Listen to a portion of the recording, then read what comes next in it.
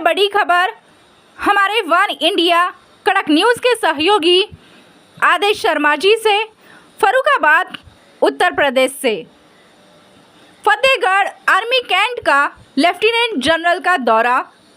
Lieutenant general Manoj Kumar Katiyar ने की पत्रकारों से वार्ता। सेना के प्रशिक्षण आधुनिकीकरण की ली विस्तृत जानकारी। ऑपरेशन सिंदूर में सेना ने दुश्मन को दी करारी शिकस्त। राजपूत रेजिमेंट भारत की सेना का अहम हिस्सा। राजपूत रेजिमेंट सिक्योरिटी के साथ खेलों में भी जवानों ने किया नाम रोशन। सेना को चीन समेत अन्य सभी पड़ोसी मुल्कों से सावधान रहने की ज़रूरत। सेना को ऑपरेशन एक्सरसाइज रखनी चाहिए जारी। सेना को चीन से ज़्यादा सावधान रहने की है ज़रूरत। पहलगाम दोषियों को सेना ने सिखाया सबक। सेना को ड्रोन बार के लिए रहना चाहिए तैयार। फतेहगढ़ राजपूत रेजिमेंट एक दिवसीय दौरे पर आए लेफ्टिनेंट जनरल कमांडर पश्चिमी command. Going to take over after you and for the general army.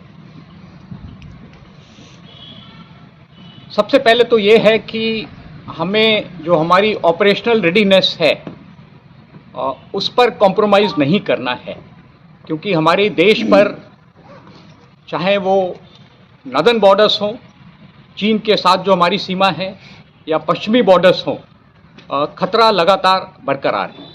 तो ये ज़रूरी है कि हम अपनी ऑपरेशनल प्रिपेयर्डनेस में कमी ना आने दें।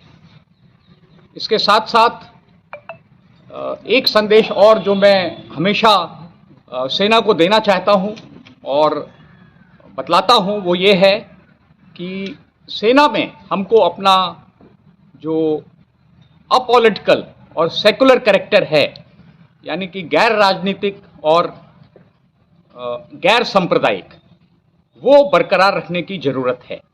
और ये हमारी सेना की बहुत बड़ी ताकत है और इस पर हमें कायम रहना है। सर, ज़्यादा खतरा आप किधर से देखते हैं, एलसी से या एलएसी से? खतरा दोनों जगह से है। वर्तमान में जैसा कि आपने देखा कि पाकिस्तान ने पहलगाम में कुछ दुस्साहस किया था, आतंकवाद की कार्रवाई की थी, जिसका हमने ऑपरेशन सिंदूर में बहुत मुंह तोड़ जवाब दिया, पाकिस्तान को बहुत बड़ी शिकस्त दी। पर चीन की सीमा पर भी हमें सावधानी बरतने की ज़रूरत है। तो दोनों सीमाओं पर हमको सावधान रहने की आवश्यकता है। पहलगाम घटना में सर क्या कुछ इंटेलिजेंस फेल्योर की बात सामने आती है? पहलगाम एक बहुत मानना ये कहना चाहूँगा कि बहुत दुखद घटना थी, और जो भी इस घटना के जिम्मेवार थे, हमने उनको पूरी तरह से सबक सिखाया है।